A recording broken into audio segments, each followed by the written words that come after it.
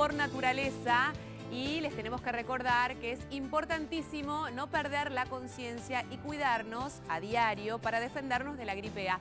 ¿De qué manera, Roberto? Por ejemplo, evitemos acercarnos a personas con síntomas de gripe, ventilemos y permitamos la entrada de sol en la casa, oficinas y lugares cerrados, mantengamos especialmente limpios la cocina, el baño, manijas y barandas, juguetes, teléfonos y demás objetos de uso común. Bueno, muchas gracias por estos consejos. A no olvidar porque nos tenemos que cuidar todos los días. Uno tiene la sensación de que ya pasó, pero no pasó. Hay que seguir cuidándonos todos los días.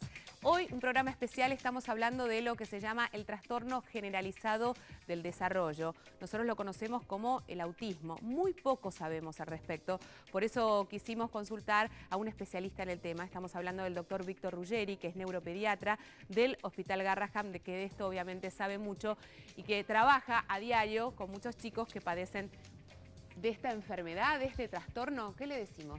¿Cómo le va? Buen día. Buenos días.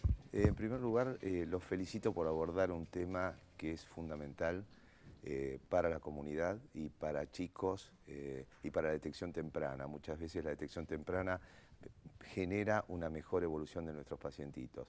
Entonces creo que es muy importante que la televisión pública tenga ese espacio. Bueno, me alegro que así sea y esta es la intención definitivamente. Por eso preguntarles, ¿qué es el autismo? Bueno, en realidad cuando uno tiene que decir qué es, uno puede ir diciendo, por ejemplo, cómo se caracteriza un niño con un trastorno autista.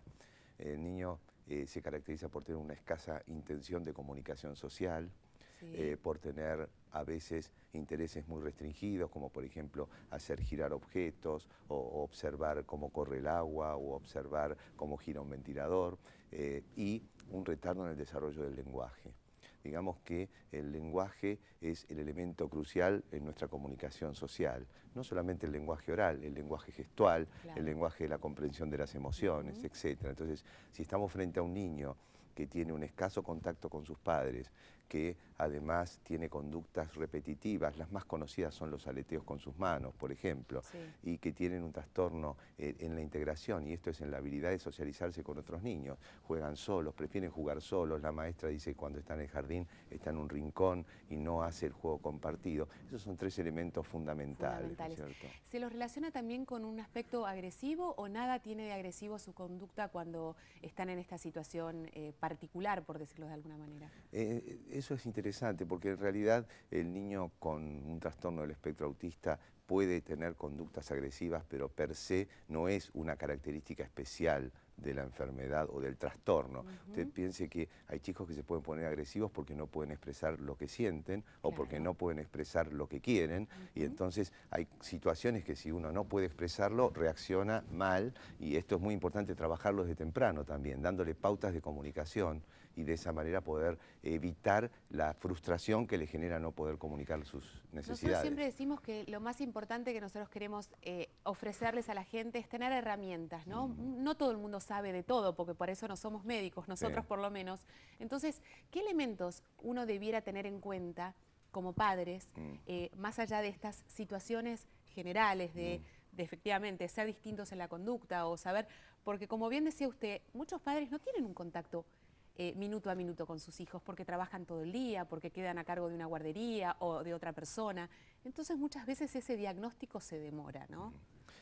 Yo creo que es muy importante esto que usted plantea, porque pensemos lo siguiente, un niño tiene un trastorno del espectro autista desde el primer año de vida. Entonces, pensemos que afecta aproximadamente algunos autores ya hablan de 1 cada 150 personas.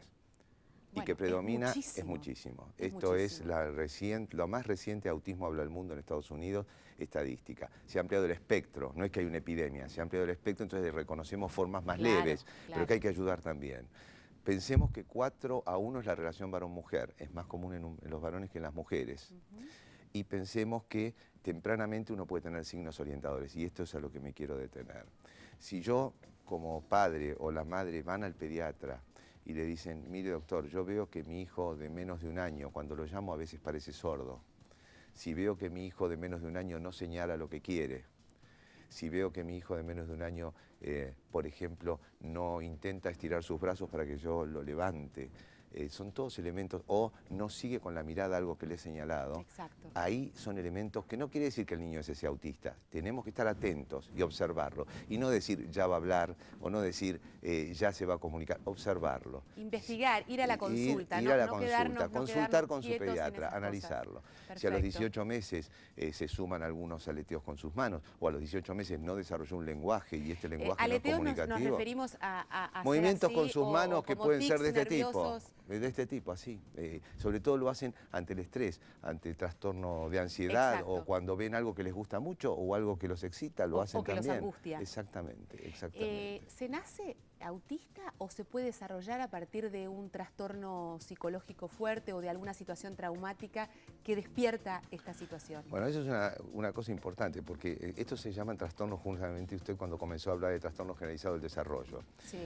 Eso es un trastorno del desarrollo. Lo que pasa en el desarrollo de habilidades sociales, desarrollo de la comunicación, etc. Y el chico va faltando en su integración social y en todos sus aspectos. Pero lo importante es que los primeros 6 meses de vida el chico prácticamente no tiene signos de autismo.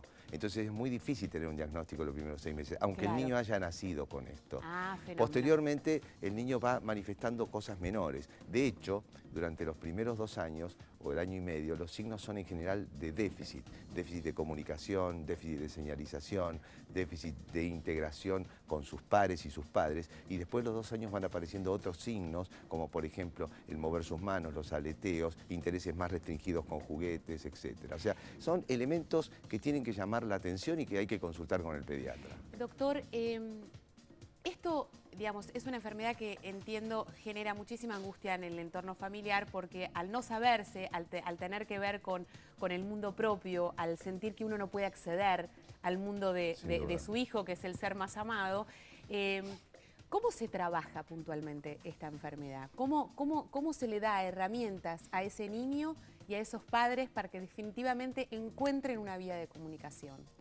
Bueno, el tema es el siguiente. Lo primero es desculpabilizar a los padres, porque un niño con un trastorno del espectro autista no es producto de un problema de los padres, no es producto de una mala relación de la mamá con el hijo, no es producto y no es un problema psicológico, esto es un problema neurobiológico. Entonces, el primer qué paso... importante esto me parece que hay que reafirmarlo porque seguramente va a haber mucho mucha aspecto gente de culpabilizada, culpabilidad, sin de duda. pensar de que... Y cuando uno entiende que el niño no se comunica con la mamá se siente mal, se va a sentir mal. Y si encima yo tengo un argumento que digo, mire, como usted, en realidad el vínculo está roto, pero no porque la mamá lo rompió, sino porque el chico no tiene la habilidad social para comunicarse con su mamá.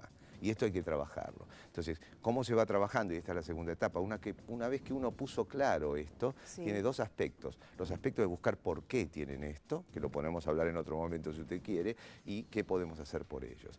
Y a ellos tenemos que empezar a trabajarlo con gente entrenada, con profesionales del ámbito de la psicología, de la psicopedagogía, de la fonoaudiología, distintas áreas, pero con pautas claras en que tienen que darse a los padres para que el niño pueda comunicarse, para que el niño pueda hacerse entender, para que el niño pueda compartir la mesa con sus padres, para que el niño pueda caminar de la mano y no se escape corriendo por la calle, para que el niño pueda controlar esfínteres y también para que el niño comience a aprender habilidades sociales.